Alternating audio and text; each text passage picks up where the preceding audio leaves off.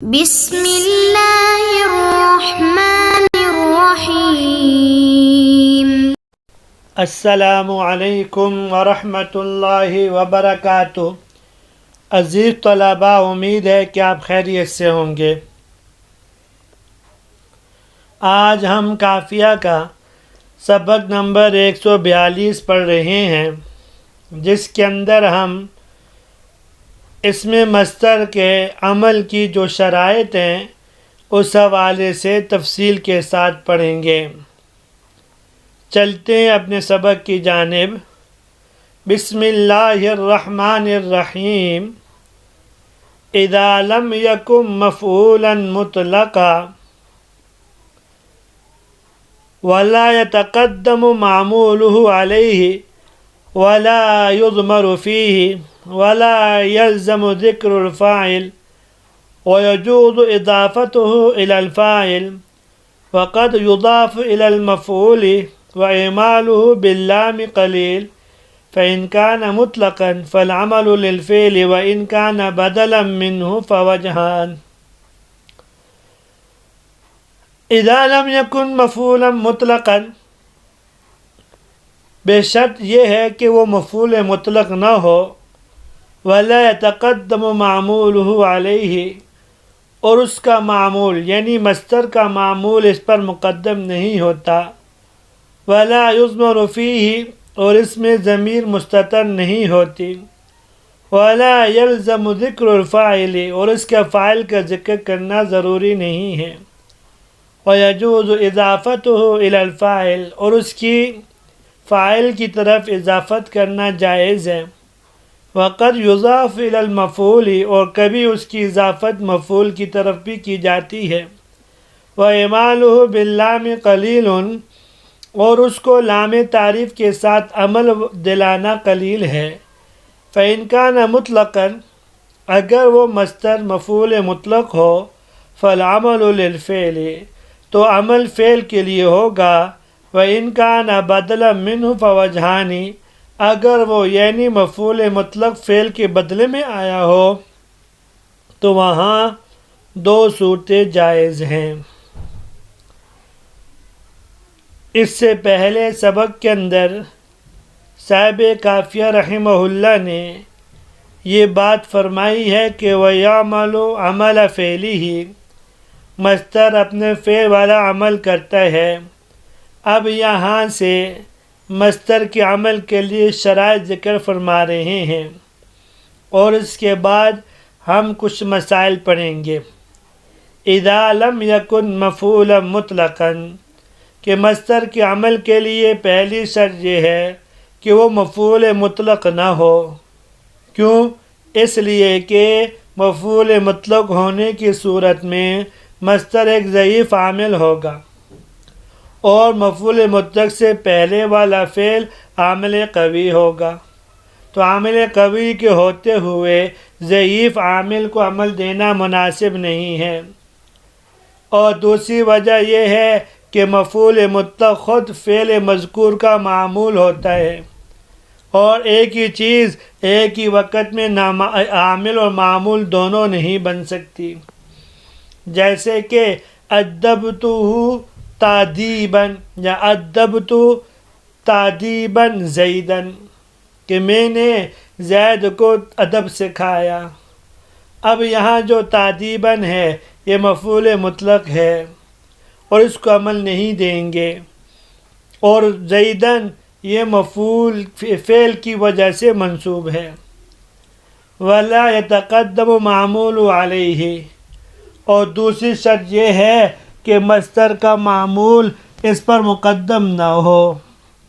کیوں؟ مصدر ضعیف عامل ہے، یہ مقدم میں عمل نہیں کرتا، ما بعد میں عمل کرتا ہے۔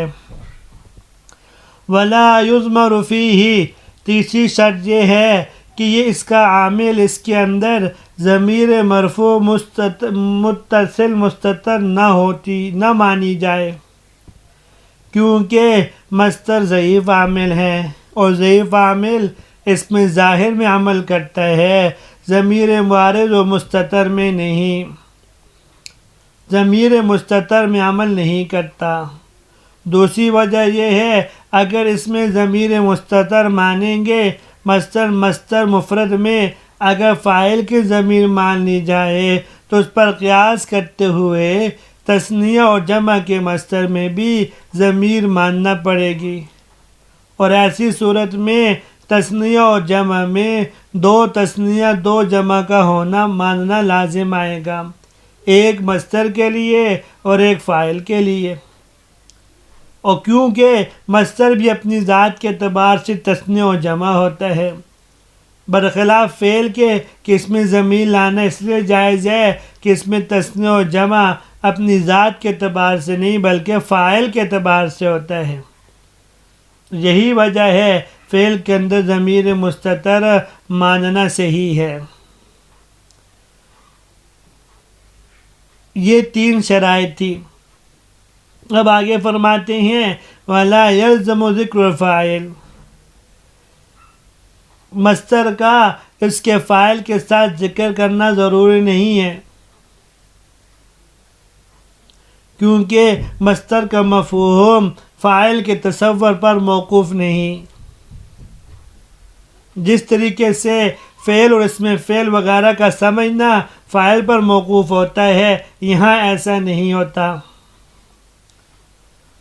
دوسری وجہ یہ ہے اگر مصدر میں بھی فاعل کا ذکر ضروری قرار دیا جائے تو اگر فاعل کا ذکر پہلے ہو چکا ہو تو ضرور مصدر میں اس کی طرف ضمیر لٹانا پڑے گی۔ ابھی بات گزری ہے کہ مصدر کے اندر ضمیر مستتر نہیں ہوتی۔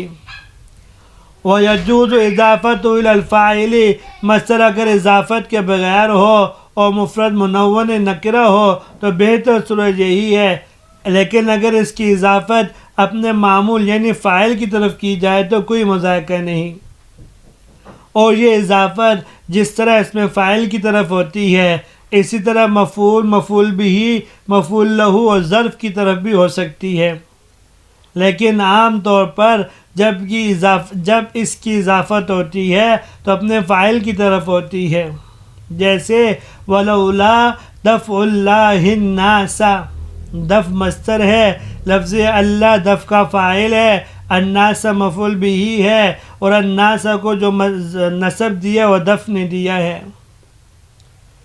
وقد یضاف الی المفعول، یہ تیسرا مصدر بیان فرماتے ہیں کہ کبھی مصدر اپنے مفعول کی طرف بھی مضاف ہوتا ہے، لیکن فاعل کی بنسبت مفعول کی طرف اضافت کم ہوتی ہے، جس کی طرف اشارہ قد کے ذریعے کیا گیا، کیونکہ قد جب فعل مضارع پہ داخل ہو تو کبھی کبھی کا معنی دیتا ہے۔ وقد یضاف الی المفعول کا مطلب بھی یہ ہوا کبھی کبھی مفعول کی طرف اس کی اضافت ہوتی ہے، اور مفعول سے مراد عام ہے، صرف مفعول بہ مراد نہیں بلکہ مفعول لہ ظرف بھی مراد ہے۔ مفعول بہ کی مثال اعجبنی ضرب اللص الجلاد واعمال باللام قلیل۔ چوتھا مسئلہ یہ ہے کہ مصدر اگر معرب باللام ہو تو ایسی صورت میں یہ بہت کم عمل کرتا ہے۔ اس کی 2 وجہ ہیں، ایک تو یہ کہ جو مصدر کا عمل ہے اس کا دامدار اس پر ہے کہ جہاں مصدر عمل کرتا ہے وہاں فعل کو ان مصدر کے ساتھ فرض کر لیا جاتا ہے، جس طرح کہ اعجبنی ضرب زید عمرا، تو یہاں ان ضرب زید عمرا ہے، لیکن اگر ہم مصدر معرب باللام بنا دیں تو پھر اس پر ان کا داخل کرنا متعذر ہو جائے گا، تو ایسی صورت کو ضعیف قرار دے کر قلیلاً کا حکم لگا دیا۔ جیسے اس کی مثال بنے گی اعجبنی الضرب زید عمرا، لیکن یہاں یہ بات اس صورت میں ہوگی کہ پھر اس کی اضافت اپنے فاعل یا مفعول کی طرف نہیں ہوگی، کیونکہ مضاف ہمیشہ مجرد عن اللام یعنی اس پر لام داخل نہیں ہوتا، ورنہ 2 علامت تعریف کا ایک کلمے میں جمع ہونا لازم آئے گا جو کہ صحیح نہیں ہے۔ دوسری وجہ اس کی یہ ہے اس پر الف لام اس سے داخل نہیں کرتے، ایک تو ہے ہمارے پاس مصدر حقیقی اور دوسرا ہے مصدر مؤول، یعنی جب فعل پر ان مصدریہ داخل ہو ایسے مصدر کو مصدر مؤول نہیں بنا سکتے.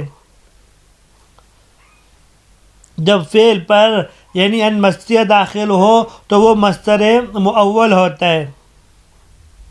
تو مصدر مؤول پر الف لام داخل نہیں ہو سکتا.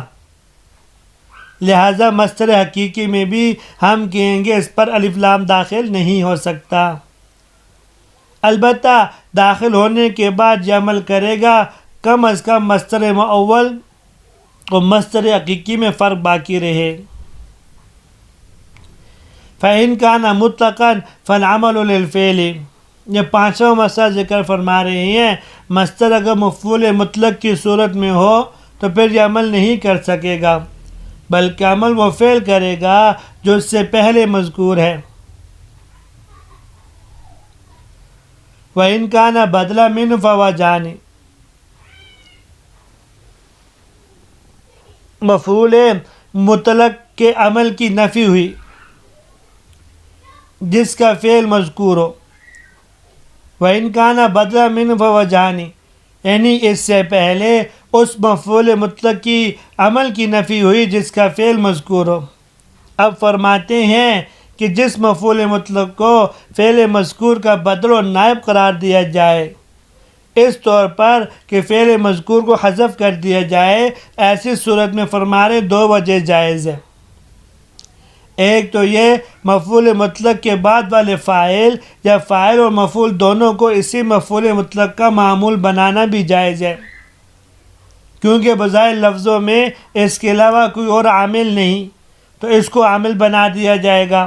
جیسے سلامن علیکہ، علیکہ کو متعلق کے ساتھ ملا کر سلامن کا مفعول بنانا، اور دوسری یہ اسے فعل محذوف کا معمول بنایا جائے کیونکہ اصل عامل تو وہی ہے بلکہ اس صورت میں خود مفعول مطلق بھی اسی فعل کا معمول بنے گا. جیسے سلامن علیکہ میں سلامن اور علیکہ دونوں معمول بنیں گے سلمت فعل محذوف کے. اسی صاحب کافیہ رحمہ اللہ نے یہ بات فرما دی. تو ان کا نہ بدلا من ہو اگر بدل ہو تو فوجہان یعنی فعل کو عمل دلایا جائے کیونکہ وہی اصل عامل ہے. نمبر دو مصدر کو عمل دلایا جائے کیونکہ وہ یہاں فعل کا نائب ہے. تو دو مثالیں دے دی. سلامن علیکہ شکرا للہ حمدن للہ. حمدن و شکرن بھی مفعول مطلق ہے اور ان کا عامل حمد تو شکرتو کو اہل عرب سے سننے کی وجہ سے وجوبی طور پر حذف کر کے ان کے فعل محذوف کے قائم مقام کر دیا گیا ہے. یعنی ان کو فعل محذوف کے قائم مقام کر دیا گیا ہے. اسی یہاں حمدتو اور شکرتو فعل محذوف کو بھی عامل مان سکتے ہیں اور حمدن و شکرن مصدر کو بھی عامل مان سکتے ہیں. یہاں تک آج کا سبق تھا. امید ہے کہ آپ کو آج کا سبق بھی سمجھ میں آ گیا ہوگا. اجازت دیجیے. اللہ تبارک و تعالی ہم سب کے حامی و ناصر ہوں. السلام علیکم ورحمۃ اللہ وبرکاتہ.